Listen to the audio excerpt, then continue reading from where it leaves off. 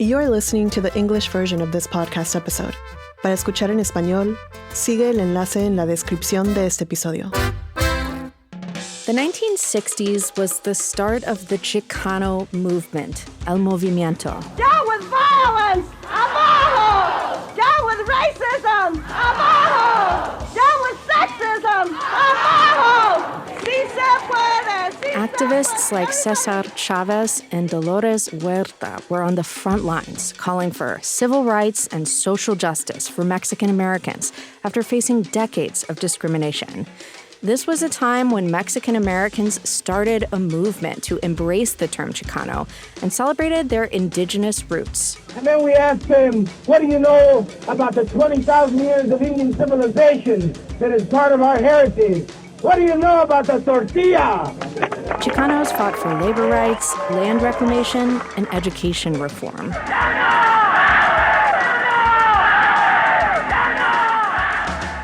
And right here in Oregon, Chicanos founded an institution that would change education for Latinos across the Pacific Northwest for generations. Farm workers had no education, they had no political power, they had no economic power, but you know what, they had ganas, and they had a vision. When I think about historically who has gone to college, it's been white men with privilege, right?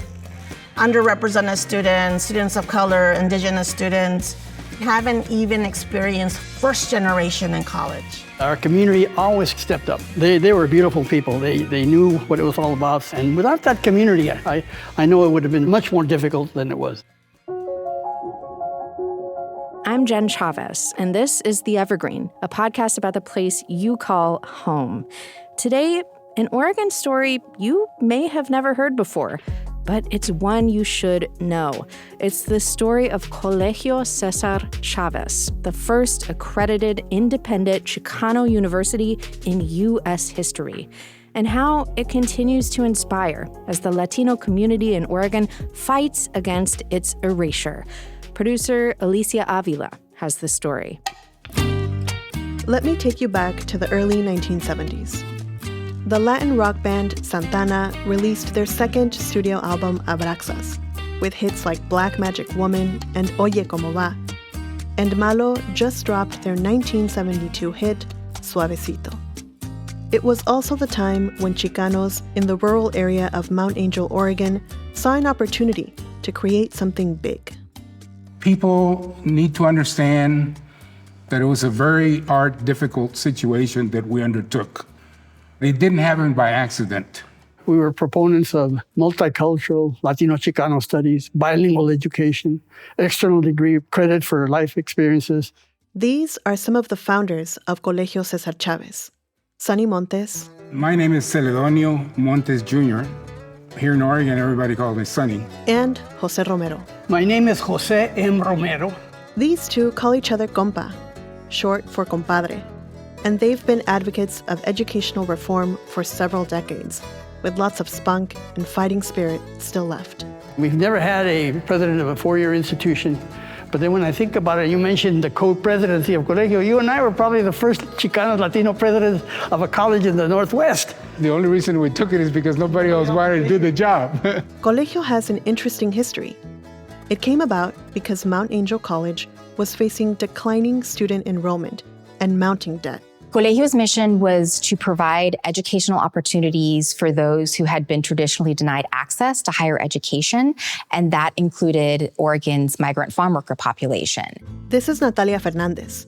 She's the curator of Oregon State University's Multicultural and Queer Archives. She says by 1970, the Latino population in Oregon had grown to about 32,000. However, it's highly unlikely that more than just a few hundred students of Mexican American heritage were enrolled in Oregon's colleges and universities. So there was definitely a lack of educational support and a need for the Chicano community to have access to higher education. This is why, she says, Mount Angel College began recruiting more minority students, specifically within the Chicano community. In 1973, the Board of Trustees also agreed and decided that this was the new mission and direction for the school. They wanted to continue recruiting more Chicano students, as well as hire more Chicanas into the administration and the staff. And then it was shortly after that they decided that they needed a name change to match their new purpose. And that's when students themselves started thinking of names. And then from out of nowhere, this student says, most of us here are farm workers, and we have a symbol, a leader, an inspiration in César Chávez. And we don't have to wait till he passes on, just like they do other people. If he's alive now, let's recognize his contributions and name this college after him. And all of a sudden, everybody, the consensus was there, and we renamed it and initiated it. And on December 12, 1973, the school went from Mount Angel College to Colegio César Chávez. There was a lot of inspiration and hope amongst the students. For once, those students who were not recruited, not enrolled, not invited to attend colleges and universities throughout Oregon were now able to come and be part of a learning experience. Jose and Sonny hit the ground running. Jose was the director of Chicano Studies, and Sonny was the director of Administrative Affairs for Colegio. We learned a lot about community organizing. I think that was one of our strengths.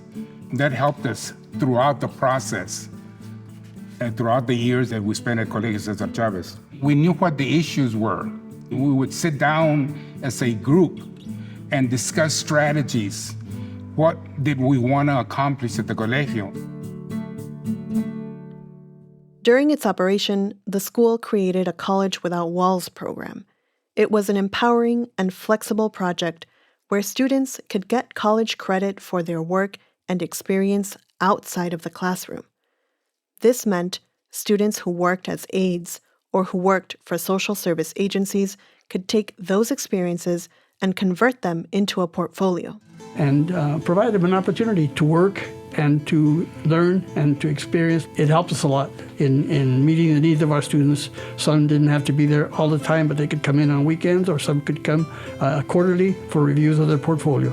But Colegio faced two really big challenges. Among them, financial debt and the need for accreditation. You know how Colegio took over the failing campus that was Mount Angel College? Well, the financial struggles of that college, which was owned by the Benedictine Sisters of Mount Angel, didn't just magically disappear. Colegio now inherited roughly $1 million in debt. HUD came down on us, Housing and Urban Development, for loans that they had made to the sisters. HEW denied us our financial aid for our students and our staff for staff development. The Northwest Association of Schools and Colleges, made us work like dogs to get our self-study in and to eventually get candidacy status. So that was a big distraction. That disrupted studies. In 1975, Colegio was granted candidacy status for accreditation, meaning Colegio met educational and quality standards. But the next year, the Northwest Association of Schools and Colleges withdrew their accreditation due to the financial challenges, all related to the debt. So after years of failed negotiation, legal suits, Colegio, even though it won, that definitely took its toll on the administrators, the staff, the students, the community. Another issue Colegio faced was racism. The Brown Berets evolved out of the movement in the Chicano community for social justice. The Brown Berets are a community organization that give new pride to Chicano youth and that educate all the people in the barrio on their social and political rights. Just like how the Black Panthers faced FBI surveillance of the 1960s and 1970s, the FBI also began to surveil the Brown Berets. They were monitoring civil rights advocates, leaders, and community members. And they actually began a file on Sonny Montes before Colegio César Chávez was ever established. Considering that the Colegio César Chávez was a university campus, was dedicated to supporting the Chicano community and causes, it's not surprising that the FBI was surveilling the Colegio's activities and its leadership. Many students were involved in the Save the Colegio campaign, fundraising activities. Many students viewed their social advocacy and activism as part of their educational experience. Colegio closed just 10 years after its founding, when it failed to pay off the roughly $1 million in debt. The reason we failed was because we didn't have a strong financial base, period.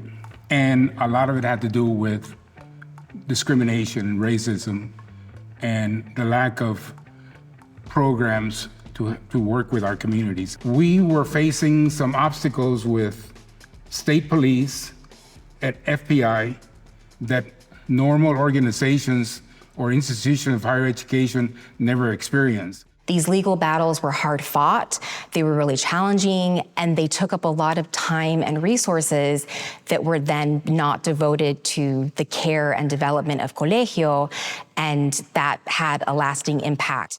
But the school also had a lasting impact on generations of Oregonians. From 1973 to 1983, Jose Romero says the school graduated more than 50 students, many who credit Colegio for giving them a start they probably would have never gotten otherwise. We were very young, we were inexperienced, but we had a lot of ganas. We knew that we were doing the right thing for our community and for our students. And we brought students in and encouraged them to graduate, to consider college, to look ahead to other opportunities that maybe their parents didn't have before, but as a way of motivating them, using César Chávez as an inspiration and role model. Coming up after a break, the lasting impact of Colegio César Chávez.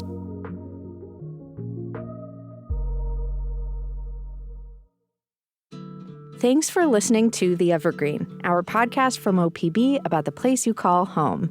If you like what you hear, subscribe to us on your favorite podcast app, and we'll brighten your Monday morning a little bit with something new and interesting to listen to each week.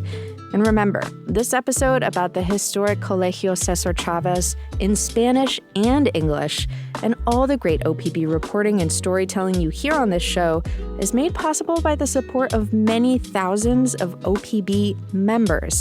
Support our journalism by becoming an OPB sustaining member today at opb.org/pod. And one more quick heads up before we get back to today's episode, we are going to be doing a live taping of The Evergreen on Thursday, March 6th at the Tomorrow Theater in Southeast Portland. Come join us in the audience. You can find details at opb.org/theevergreen. And now, back to the show.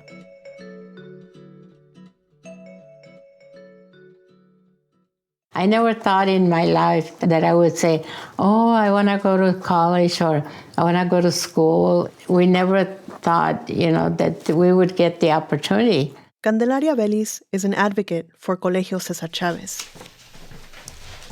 Right now, I'm in her home. We're sitting at a long wooden kitchen table. It's covered with a traditionally embroidered Mexican cloth. And we're looking at old photos of her and her husband, Rodolfo Vélez. He's sitting right next to her and recalling their days as farm workers. We were migrants. We used to travel all over. My schooling was real low. That changed for Rodolfo when he and Cande decided that one of them should pursue a college education. They decided Rodolfo would go to Colegio. The Colegio kind of opened up the doors, all new doors of learning about education, learning about what it is and what do you need, and all these little things that we needed to move on and the next step higher.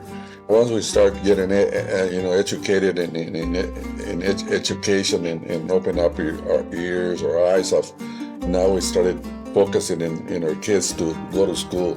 I used to tell them, well, there's more than high school. I mean, there's college. They told me their lives completely changed because of Colegio, because of this one school in Oregon that advocated for the education of Latinos. Colegio opened our minds.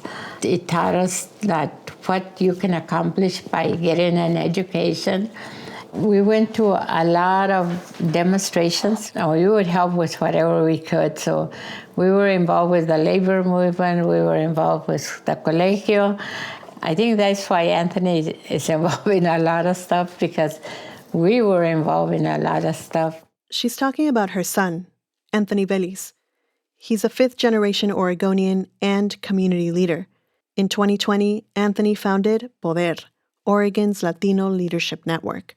He's always been inspired by the local grassroots organizations and champions of education reform. I really feel that like the people that I've been around, like Jose Romero's, the Sonny Montes, my parents, I think that they were living their destiny and their purpose, and it showed. Anthony grew up going to colegio. It was kind of like a historically black colleges, but for Latinos, it was a place we could go. We felt welcome. They spoke. It was a bilingual college program, so everything was in English and Spanish. He spent his childhood on the colegio campus, while his dad worked towards completing his degree. I didn't really know what was going on, but I know that we would go work all day and then afterwards go to what we call the Fishbowl, which is across from the college. And it's now a little chapel, but we used to organize there, and then that's where the whole movement started. He's proud of what the college did. Those folks that started that college, they really had no business starting a college. I mean, none of them had ever been a college president. None of them have ever ran a college. They just did it.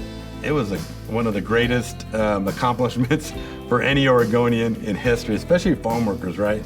There was no billionaire, millionaire donating money. There had to be like a spiritual movement, and it was. And that's, again, that spirit of that Si Se Puede that we all kind of live by.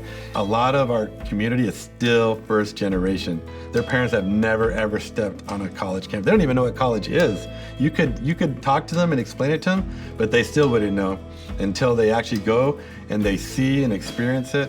And so we're still on that journey. It was a shock when Anthony realized that the final traces of Colegio's history, the murals inside the former site of the institution, had been painted over. About 3 years ago now, I had not been back to the site of the Colegio, which was in Mount Angel, Oregon. And I literally walked into the main building, and I looked to my right, and there's this famous, iconic mural. It was called the College Without Walls, and it was gone. It was literally painted over. So I took that really personal, and I felt like, wow, they're not only erasing me, but my family's, our history. And I was like, you know what? I'm gonna take the bull by the horns, and that's not gonna happen. I want the whole world to know about Colegio. This jump-started Anthony's mission to uplift the history of Colegio César Chávez. He's working towards a new iteration of the institution, with support from Colegio co-founders Sonny Montes and Jose Romero. The playing field is not level yet. Our reason for pushing the legacy further ahead is because a lot was done with so little. And in the future, a lot more can be done with more, because what is now compared to what was then is a whole different scenario. Anthony and the co-founders are in the early stages of fundraising. They still have a long road ahead. One other person who understands the fight for education reform is Teresa Alonso León, a former state representative. She's a first-generation and formerly undocumented immigrant. Teresa's experiences led her to champion educational reform in the state, becoming the first Latina chair of the Oregon House Education Committee. As a representative for Oregon's most diverse and only district that is home to a majority people of color, the concept of getting others into college became a passion of Teresa's, because she knows firsthand the barriers kids face when they have to navigate a system they don't understand. we are expecting our young people, especially young people who have no experience, to apply for scholarships, apply for universities, meet their requirements. And how can you meet their requirements when you're the oldest in the family? You don't have all the after-school extracurricular opportunities because you're taking care of your younger brothers and sisters. And, oh, by the way, you work too. She wants to figure out how to get more talented Latinos, immigrants, and students of color to go to college, knowing that there's a lot of barriers. This idea of having César Chávez University, it would mean that it would be the first institution that's culturally competent, having bilingual faculty or have faculty of color as a prioritization. For the future iteration of Colegio, Anthony Vélez wants the farm worker movement in its core curriculum. A lot of us are no longer farm workers, but I think it's going to be just a larger, more inclusive institution. There's a lot of places and spaces where Latinos have never really been, you know? And there's still so many places for us to still be and make our mark to make Oregon a better, more inclusive place. When speaking to Teresa Alonso León, she got emotional. In fact, we both did. She reflected on how far she's come and how others like her, who come from the same background, face the same struggles, can achieve the same. Her struggle hits close to home for myself and thousands of other young Latinos striving to be the first in our families to achieve academic success. I always get emotional.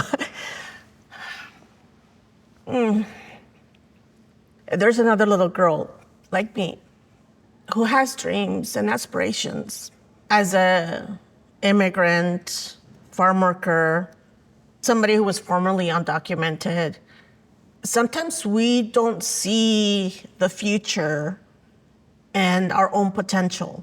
When I was a little girl thinking, I'm gonna become a state representative, that was never something that I thought I could achieve or even dream about. And so now I tell young people, if you can dream that dream, dream even beyond it. Work towards it, because the universe has a way of helping you achieve what it is that you want to achieve.